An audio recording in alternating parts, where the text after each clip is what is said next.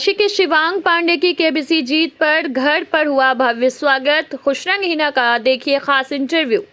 बता दें कि काशी के प्रहलाद घाट निवासी शिवांग पांडे ने कौन बनेगा करोड़पति यानी केबीसी में 12.5 लाख रुपए जीतकर न सिर्फ अपनी मेहनत का फल प्राप्त किया बल्कि बनारस का नाम भी रोशन किया। उनकी इस उपलब्धि पर शो के मेजबान अमिताभ बच्चन ने उन्हें मुंबई अपने घर सपरिवार भोजन के लिए आमंत्रित किया। शिवांग को प्रायोजकों से गाय का घी और सोने से बना गेहूं का दाना भी भेंट किया गया। शो के दौरान शिवांग ने अमिताभ से प्रसिद्ध गीत खाई के पान बनारस वाला की शूटिंग पर सवाल किया। तो अमिताभ ने भी बताया कि शूटिंग के दौरान उन्हें 40 से ज्यादा पान चबाने पड़े थे। तो इसमें जो 25 लाख रुपए के सवाल पर शिवांग ने लाइफलाइन ली, लेकिन खेल छोड़ने का निर्णय लिया। बाद में पता चला कि उनका उत्तर सही था। 28 वर्षीय शिवांग सरकारी नौकरी की तैयारी कर रहे हैं और इस सफलता को बाबा विश्वनाथ और अपने पूर्वजों की कृपा मानते हैं। उनके घर पर मीडिया और तमाम चर्चित लोग जुटे हुए हैं। इस मौके पर मीडिया से बात करते हुए न्यूज एंकर खुशरंग हिना ने शिवांग से खास इंटरव्यू लिया, जिसमें शिवांग ने अपनी सफलता की कहानी और अमिताभ बच्चन के साथ अनुभव साझा किए। काशी के लोगों का प्यार और आशीर्वाद शिवांग को मिल रहा है। लहरों से लड़कर नौका पार नहीं होती, कोशिश करने वालों की कभी हार नहीं होती। जी हाँ, ये आपने ज़रूर सुना होगा और आज ऐसी ही मिसाल को सच साबित किया है बनारस के लाल शिवांग पांडे ने। जी हाँ, शिवांग पांडे का नाम आपने सुना होगा। अब एक जाना माना नाम है शिवांग पांडे, क्योंकि शिवांग पांडे वही हैं जिन्होंने बनारस से अपना सफ़र तय किया और केबीसी के हॉट सीट तक जा पहुँचे और अमिताभ बच्चन के उस कठिन सवालों के जवाब दिए। और यही नहीं, सवाल के साथ साथ उन्होंने 12 लाख रुपए भी जीते और बनारस की उपलब्धियों को, बनारस की वो छवि को अमिताभ बच्चन और केबीसी तक पहुंचाया। तो आइए स्वागत करते हैं। आज हमारे साथ हैं शिवांग पांडे और हम शिवांग पांडे से बात करेंगे कि कैसा था उनका सफ़र, क्योंकि केबीसी इतना आसान मंच नहीं है, उसके लिए काफ़ी कठिन तैयारियां करनी पड़ती है। तो कैसी तैयारियां थी शिवांग की, कैसे वहां तक पहुंचे, ये सारे सवाल आज हम आपके सामने लेकर के आए हैं। तो सबसे पहले स्वागत कीजिए शिवांग पांडे का। शिवांग जी, सबसे पहले तो आपका भी हम स्वागत करते हैं जयदेश में। और आपने बनारस का नाम रोशन किया, अपने परिवार का नाम रोशन किया, इसके लिए आपको बहुत बहुत जो है बधाई है। और क्या कहना चाहेंगे आप हमारे चैनल में? सबसे पहले जब आप वहाँ से आए तो कैसा लग रहा है? बहुत एक्साइटेड हूँ, थोड़ा सा एंशियस भी हूँ। ये सब बातें करके जैसे लग रहा है कि सपना सच होता है। जब आप, वो है ना दुष्यंत कुमार का कि कौन कहता है आसमां में सुराख नहीं हो सकता, एक पत्थर तो तबीयत से उछालो यारो। तो बस वही पत्थर उछाला है और आज हो गया सुराख। तो सब श्रेय हमारे दादाजी को जाता है, पिताजी को, माताजी को जाता है और बाबा विश्वनाथ जी को जाता है इसका श्रेय। और जो भी मुझे शिक्षा दीक्षा दी गई है उनको ये सब समर्पित है। बात करें अगर तैयारियों की, तो ये तो एक दिन की तैयारी नहीं होती। कब से आपके जहन में आया कि आपको केबीसी में जाना है और तैयारियां कैसे करते थे आप?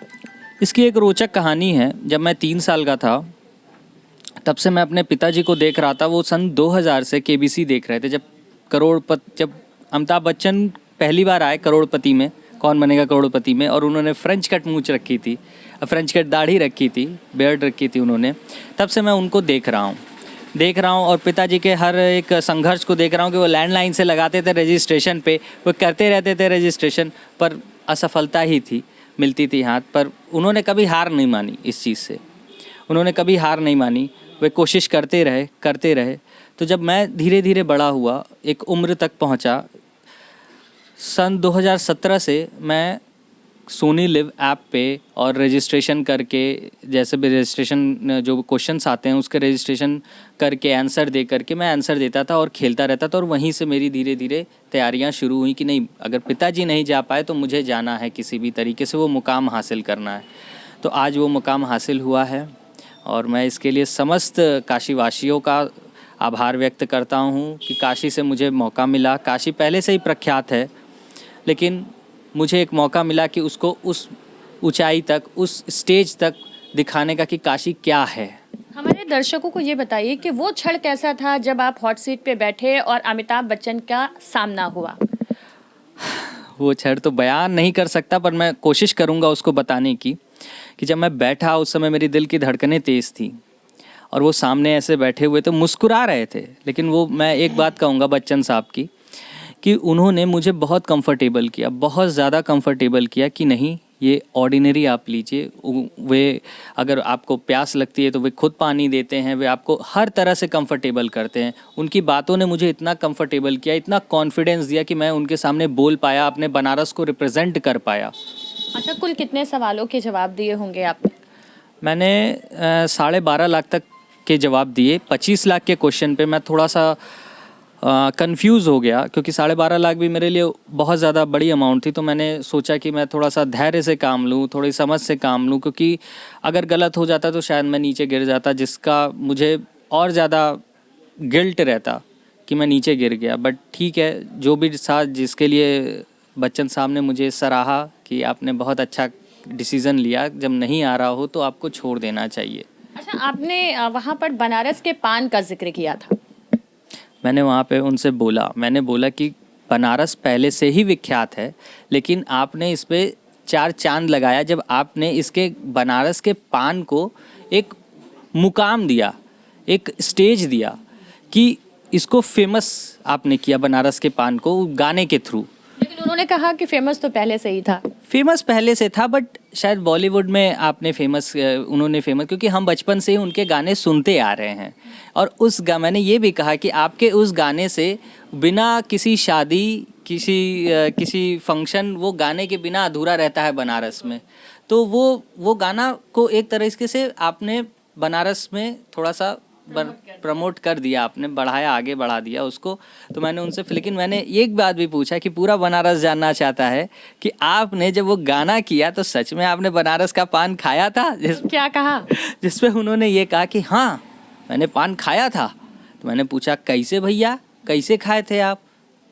मैंने पूछा, कैसे सर, कैसे बताइए ज़रा, कैसे खाए थे, मतलब कैसे आपको पता कि वो बनारसी पानी था? तो उन्होंने ये कहा कि जब मुंह में डाले तो वो घुल गया। खासियत होती है बनारस के पान की। तो फिर उन्होंने अपना एक रोचक किस्सा सुनाया कि उन्होंने 40-50 पान उन्हें खाना पड़ा था।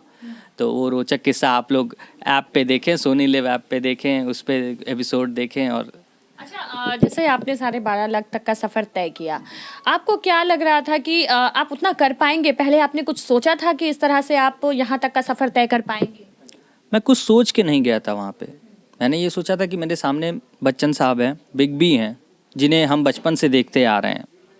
तो मुझे वहाँ जा कर के पहले तो ये करना था कि मुझे सबसे पहले जा कर के अपने बनारस को वहाँ पे एक रिप्रेजेंट करना था, कि मैं किस तरीके से रिप्रेजेंट करूँ कि लोग बनारस के ये समझे कि कोई काशी से गया है, कि पूरा बनारस देख रहा है, पूरा देश देख रहा है। पूरा बनारस, पूरा देश देख रहा है। तो मैंने वहाँ जा कर के पहले रिप्रेजेंट किया कि जाते ही सबसे पहले नारा लगाया, नमः पार्वती पते हर हर महादेव।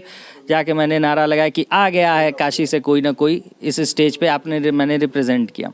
फिर उसके बाद जब मैं क्वेश्चन खेलता गया, अब माँ सरस्वती को मैं प्रणाम करता हूँ कि उन्होंने जो भी मेरे बुद्धि विवेक में वो विराजमान हुई मेरे, और मेरे मुख से जो उत्तर निकलता गया वो सही उत्तर निकलता गया। उसके लिए मेरे कोई पहले से वो इतना नहीं था। मैंने सुपर संदूक के 10 के 10 सवाल के जवाब दिए।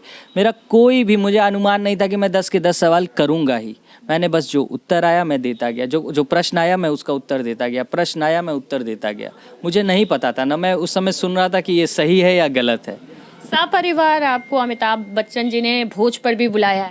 हाँ, ये बहुत बड़ी बात है। ये मेरे पिताजी के लिए, माताजी के लिए बड़ी बात है, जो कभी टीवी पे देखा करते थे उन्हें जिनके गाने आप लोगों ने सुने ही होंगे कि वो उस समय वीसीआर के ज़माने से उन्हें देख रहे थे। अब वो उनके घर पे जाकर के अगर भोज करेंगे, आमंत्रित किया है तो हम लोग भोज करेंगे, तो वो एक सपना, मतलब सच होने जैसा है। अब आगे का क्या प्लान है? अब तो बिग बी से आप आ गए, अब काफ़ी अपॉर्चुनिटी खुल चुकी है आपके लिए।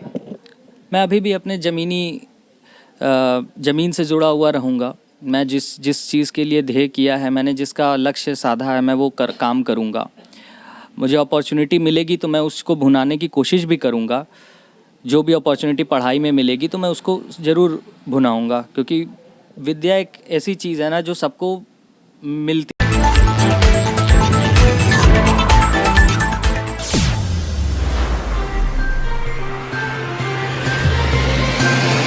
करनी चाहिए। क्या लक्ष्य है, क्या सपना है, क्या सोचा है आपने? सबसे पहले तो मुझे एक गवर्नमेंट जॉब, मैं जिसकी प्रिपरेशन कर रहा हूँ, मुझे एक गवर्नमेंट जॉब चाहिए। मेरा पहला लक्ष्य तो वही है। फिर इसके बाद जब एक लक्ष्य पूरा होगा तभी मैं दूसरा लक्ष्य सोचूंगा।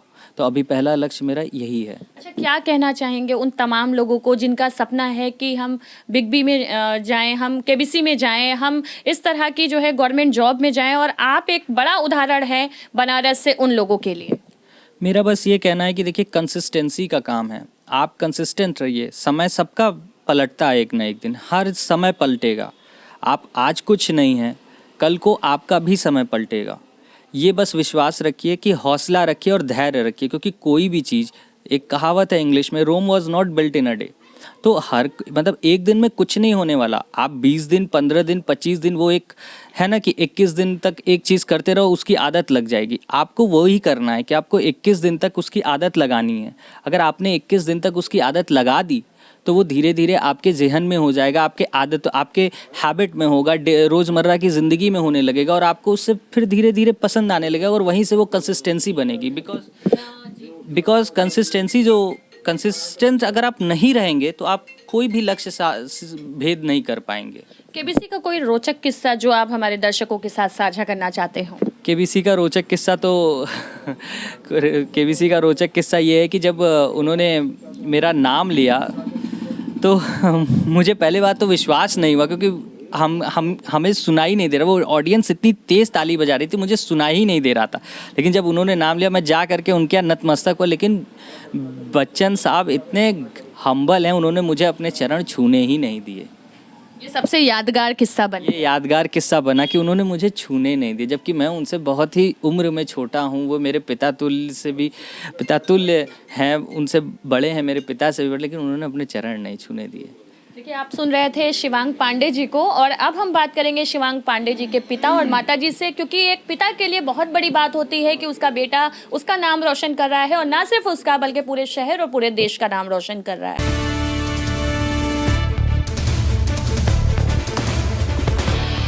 सबसे पहले तो अंकल जी, बहुत स्वागत है आपका हमारे जयदेश न्यूज़ चैनल में, और अपना नाम बताइए और कैसा लग रहा है आपको? आपके बेटे शिवांग ने केबीसी में 12 लाख जीत करके हॉट सीट पर बैठ करके आए हैं। मैं करुणाकर पांडे, बनारस के प्रसिद्ध कर्मकांडी स्वर्गीय पंडित बैकुनाथ पांडे का पुत्र हूँ, और जो मैंने काम, मेरा सपना पूरा नहीं हुआ, वो सपना मेरे पुत्र ने पूरा कर दिया है।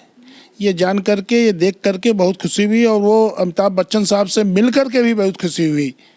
सन 2000 से मैं लगा हुआ था, मैं नहीं पहुंच पाया, मेरा बेटा पहुंच पाया। वहां जाकर के सब प्रश्नों का उत्तर दिया, और जल्दी से जल्दी प्रश्नों का उत्तर देते हुए उसने वो मुकाम हासिल की। ये कहा गया है, बाढ़े पूत पिता के धर में, खेती उपजे अपने कर में। अर्थात पिता के धर्म के अनुसार ही पुत्र की बढ़ोतरी होती है। इसी तरह खेती भी अपने हाथ से ही जितना उपजाऊ होता है या उतना पैदा होता है, उतना दूसरे के हाथों से नहीं हो सकता। इसका अर्थ ही है।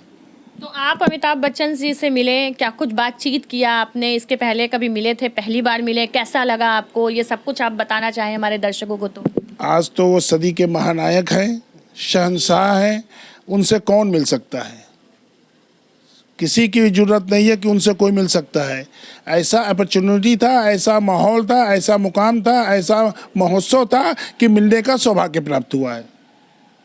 क्योंकि न वहाँ हम जाते, न वहाँ से हम मिलते उनसे।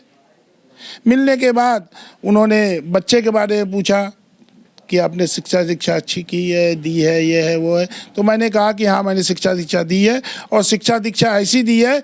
मैं एक बैंक कर्मी था, जो मेरी क्षमता थी नहीं, लेकिन फिर भी मैं अपने दोनों पुत्रों को, बड़े और छोटे दोनों पुत्रों को, मैं missionary school saint John's DLW school में उसकी LKG से लेकर 12 तक शिक्षा दीक्षा दी और बिना ट्यूशन पढ़ाते हुए मैंने उनको खुद को पढ़ाया। मैं MSc हूँ, मैथमेटिक्स, साइंस, संस्कृत, सारा सब्जेक्ट मैं इनको पढ़ाता था खुद, बैंक से आकर के लौट करके। तो ये इस बारे में मैंने बच्चन को उनको बताया, बच्चन साहब को। क्या कुछ रोचक कहानियाँ हुई वहाँ पर, कुछ मुलाकात हुई, क्या कुछ बातचीत हुई, अगर आप बताएं तो? अरे वो तो रोचक कहानी, एक बड़ी अजीब कहानी है, दर्शक भी सुनना चाहेंगे। मैंने उनसे उन्नति बांधी, एक रोचक कहानी है, कहिए तो मैं सुना दूं। तो उन्होंने बोला ठीक है सुनाइए। मैंने उनसे यही कहा कि आपके बच्चे बूढ़े जवान सब फैन हैं, लेकिन सन 84 की बात है कि उस समय आप शहंशाह या महानायक नहीं थे, लेकिन आपके ज़बरदस्त फैन होते थे। हमारे पिताजी वृद्धावस्था में आपके फैन हो गए, वृद्धावस्था में भी फैन हो गए। उन्होंने कहा कैसे? हमने कहा सन 84 में जब यहाँ टीवी टावर स्थापित हुआ, टीवी टावर स्थापित होने के बाद घर घर में टीवी खरीदा आया। मेरे ससुराल से भी मुझे एक कप्तान टीवी मिला और उस समय हर घरों में एक ही टीवी रखा जाता था। आज तो घरों में रूम में टीवी रहे, लेकिन उस समय एक ही टीवी रहता था। वो जहाँ पिताजी बाबूजी अम्मा जी बैठते थे वहीं पर वो टीवी रख करके सारा परिवार बैठ करके टीवी देखता था। पहले ही था, नई चीज़ थी टीवी देखना। और केबल कनेक्शन भी उस समय नहीं था। दूरदर्शन लोग देखते थे, दूरदर्शन में अच्छे से अच्छे कार्यक्रम आते थे, सभी लोग देखते थे। जब चित्रहार आता था शाम को रात में 8 बजे, तो सारा परिवार अपना रोटी सब्जी से जहाँ का तहाँ छोड़ करके आके चित्रहार लगता था देखने। चित्रहार देखते समय 2-3 दिन के बाद बाबूजी ने ये कहा, टीवी भी अपन यहाँ से ले जा, हमें टीवी ना चाहिए, यहाँ ले जा। हमने कहा क्या हो गया? कहा हमें सब फिल्मी गाना वाना नहीं पसंद हो। ठीक, 2-3 दिन चला ऐसा ही क्रम। फिर 2 दिन के बाद पिताजी का क्या हुआ, 2 दिन के बाद पिताजी देख रहे थे, हम लोग सोए थे, पिताजी देख रहे थे, तो आपके लावारिस पिक्चर का गाना आने लगा। मेरे अंगने में तुम्हारा क्या काम है, मेरे अंगने में, हाँ मेरे अंगने में तुम्हारा क्या काम है, आने लगा। उठ के पिताजी बैठ गए। हमने कहा भैया सत्यानाश। हमने कहा कुछ न कुछ नौटंकी करेंगे। तो बोले थोड़ा आवाज़ तेज करो। हमने कहा घबरा गए, उल्टी गंगा बहने लगी। तो फिर मोटी नाटी चलने लगा। तो धीरे धीरे आगे बढ़ने लगे और आके टीवी के सामने बैठ गए। तो बोल रहे हैं ख़त्म हो गया गाना, तो बोल रहे हैं तो बड़ा अच्छा गाना है, कौन है ये कलाकार? हमने कहा ये श्री हरिवंश राय बच्चन जी के पुत्र हैं, अमिताभ बच्चन। अरे यार ये तो कलाकार बहुत अच्छा है, या इसको रिवाइंड करके सुना दो, फिर से सुना दो। हमने कहा दूरदर्शन का प्रसारण हम रिवाइंड नहीं कर सकते। उसके बाद 2 दिन तक चला। 2 दिन के बाद मैंने कंज्यूमर लोन लेकर के एक VCR खरीदा। VCR की कीमत उस समय लगभग 20,000 रुपये थी। 85-86 की बात है। तो खरीदा, उनको VCR खरीदा और आपका 5-6 कैसेट, बच्चन साहब आपका 5-6 कैसेट मैंने लेकर के रखा उनके लिए। तो लावारिस का जब मैंने सुनाया उनको गाना, तो वो 12-13 बार देखे। तो आपके पिताजी फैन हो गए अमिताभ बच्चन? जबरदस्त फैन हो गए। 12-13 बार उन्होंने देखा। फिर उसके बाद कहा यार इसका और भी तो पिक्चर होगा। हमने कहा हाँ बिल्कुल है। तो हम उनको पुकार का एक गाना सुना दिए। हमने कहा ऐसी गाना ही सुन रहे, तो ऐसी गाना का सुनाओ उनको। तो सुनाया, तू मैं के मत जइयो मेरी जान, तू मैं के मत जइयो मेरी जान, तू मैं के मत जइयो, हाँ तू मैं के मत जइयो मेरी जान। ये सुन लिया उन्होंने, ख़त्म हो गया। फिर हमने कहा एक गाना अब हम अपनी तरफ से उनको सुनवा देते हैं। तो मैंने शराबी का गाना लगा दिया उनको। शराबी का गाना लगाया और लगाने के बाद जो कुछ बोला वो, तो पिताजी का भी एक्शन बढ़ गया। अब क्या कैसे एक्शन बढ़ा सुन लिए। मीना आ गया तेरा दीवाना, दे प्यार दे प्यार दे प्यार दे रे हमें प्यार दे प्यार दे प्यार दे प्यार दे रे हमें प्यार दे। ये गाना सुनने के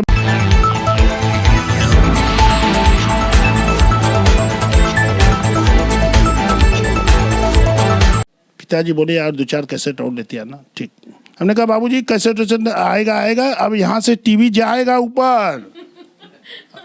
बोले नहीं इसको यही रही। तब से पिताजी जबरदस्त सुन के फैन हो गए। अमिताभ बच्चन भी सुनकर काफी हंस रहे होंगे। अमिताभ बच्चन तो इतने हंसे कि हम क्या कहें। फोटो तो हम नहीं खींचे, नहीं तो मैं दिखा देता। कितने पुत्र हैं आप, कितने बच्चे हैं आप? मुझे 2 बच्चे हैं। एक बड़ा बच्चा बॉम्बे में है, सॉफ्टवेयर इंजीनियर। छोटा बच्चा आपके सामने है। और इन्हीं 2 बच्चों के साथ मेरा परिवार है। आप क्या करते हैं? मैं रिटायर्ड बैंक मैनेजर, बैंक का महाराष्ट्र में मैं मैनेजर था, रिटायर्ड हूँ और अब इन्हीं लोगों के साथ जीवन जी रहा हूँ। कितने गौरवान्वित आज हो रहे होंगे आप? अरे मैं तो बता दिया कि मेरा सपना उसने पूरा कर दिया बच्चन साहब से मिलवा करके, जो कि मैं सन 2000 से सोचा था। मैं बच्चन साहब के गानों का फैन हूँ और बच्चन साहब के गानों को मैं पसंद करता हूँ। तो देखिए, ये कहानी अभी शुरू नहीं हुई है, ये कहानी बहुत पुरानी है। जो कि बच्चन जी के फैन थे, केबीसी के फैन थे, और अब उस चीज को जो है उनको आगे बढ़ाया है शिवांग पांडे जी ने। शिवांग पांडे जी की माता जी से बात करते हैं। जी, आप गई थी केबीसी में, आपसे भी कुछ बातचीत हुई? जी, हमसे भी बातचीत हुई। क्या कहा? उन्होंने हमसे कहा कि आप गाना गाइए। अच्छा, गाना गाया आपने? नहीं, हमने गाना नहीं गाया। थोड़ा सा बोल दूं। उन्होंने ये कहा कि शिवांग पांडे से कि शिवांग पांडे जी आपने गाना गाया गया, 2 गाना अच्छा गा दिया, क्योंकि शिवांग पांडे भी गाए थे। रोते हुए आते हैं सब, हंसता हुआ जो जाएगा। ये गाना हम शिवांग जी के मुंह से सुनना चाहेंगे। जब बिग बी ने पूछा मुझसे, सर ने पूछा मुझसे कि आप बनारस के बारे में क्या जानते हैं या बनारस के बारे में क्या पसंद है, मैंने कहा बनारस के बारे में सर आपका गाना ही एक है, वही से मैं शुरू करना चाहता हूँ कि रोते हुए आते हैं सब, हंसता हुआ जो जाएगा, वो मुकद्दर का सिकंदर, वो मुकद्दर का सिकंदर जाने मन कहलाएगा। तो पूछते तो ये हुआ कि ऐसा क्यों? मैंने कहा सर काशी एक मोक्ष नगरी है, काशी एक मोक्ष नगरी, यहाँ आते सब है रोते हुए कि हम आए हैं, हम शव दाह करने आए हैं, लेकिन ये मोक्ष नगरी है। उस शवदाह करने के बाद वे प्रसन्न होते हैं कि उनका शवदाह इस मोक्ष नगरी में हुआ, इसलिए वो जो शव, जो आत्मा होती है, जो आत्मा होती है, वो भी प्रसन्न हो जाती है कि मेरा जो अंतिम संस्कार है उन्होंने काशी में किया। अब समझ में आया कि शिवांग जी के इतने बड़े फैन कैसे हो गए बिग बी, क्योंकि शिवांग जी न सिर्फ खुद की बात करते हैं बल्कि पूरे काशी को लेकर के चल रहे हैं, और काशी की छवि को इन्होंने वहां पर दिखाया कि कैसे रोते हुए आते हैं सब, लेकिन हंसता हुआ जो जाएगा वो मुकद्दर का सिकंदर कहलाएगा, वो भी काशी, क्योंकि मोक्ष की नगरी है। और इसको इन्होंने इस गाने को लेकर के प्रेजेंट किया है। तो माता जी, आपने गाना गाया कि नहीं? जी नहीं, मैंने गाना नहीं गाया, थोड़ा संकोच लगा, लेकिन जो है बिग बी बहुत ही हम्बल पर्सन है। कैसा लग रहा है आपके बेटे को इतना बड़ा जो है प्यार मिल रहा है, पूरे देश का प्यार मिल रहा है, बनारस का प्यार मिल रहा है, जीत कर आए? मैं बहुत खुश हूँ कि कम से कम जो है हमको इस मुकाम पे मेरे बेटे ने हमें लाया है, इसलिए मैं बहुत खुश हूँ। बहुत बहुत शुक्रिया। तो देखा दर्शकों, हम थे आज यहाँ मौजूद जो शिवांग पांडे के जो है घर पर, और क्योंकि शिवांग पांडे अभी आज ही आए हैं केबीसी के हॉट सीट पर बैठ करके, और यहाँ इनको मिठाई खिलाई जा रही है, माला पहनाया जा रहा है, तमाम मीडिया का जमावड़ा लगा हुआ है, बड़े बड़े लोग इनसे मिलने आ रहे हैं। इसी कड़ी में अगर मैं आपको दिखाऊं तो आज शहर दक्षिणी के प्रत्याशी किशन दीक्षित जी भी यहाँ पर आए हुए हैं, और अब हम उनसे भी बात करेंगे कि आज वो शिवांग से क्या कुछ कहेंगे।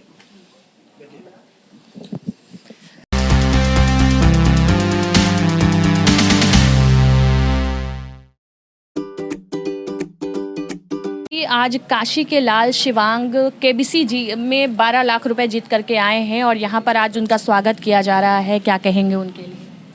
पहले तो मैं शिवांग जी और उनके माता पिता को बहुत बहुत बधाई देना चाहता हूँ सभी काशी वासियों की ओर से कि उन्होंने बनारस का मान सम्मान बढ़ाया और बनारस को बिग बॉस जैसे बड़े प्लेटफॉर्म पर रिप्रेजेंट किया। बहुत केबीसी शुभकामनाएं जैसे। और हम सब इनसे आगे की भी बहुत अपेक्षा करते हैं। इसी तरह वो आगे कुछ ऐसा करे जिससे बनारस का मान सम्मान बढ़ाए। बहुत बहुत शुक्रिया। तो आप देख रहे हैं लगातार बधाइयों की झड़ी जो है वो मिल रही है।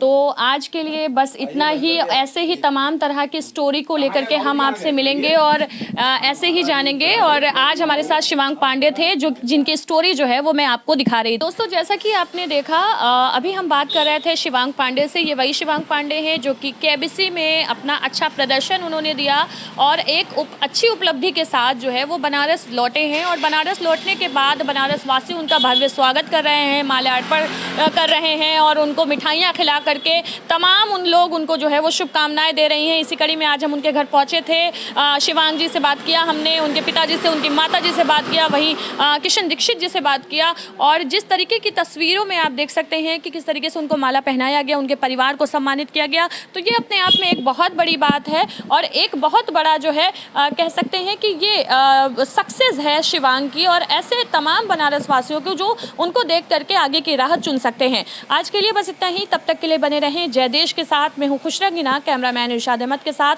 धन्यवाद।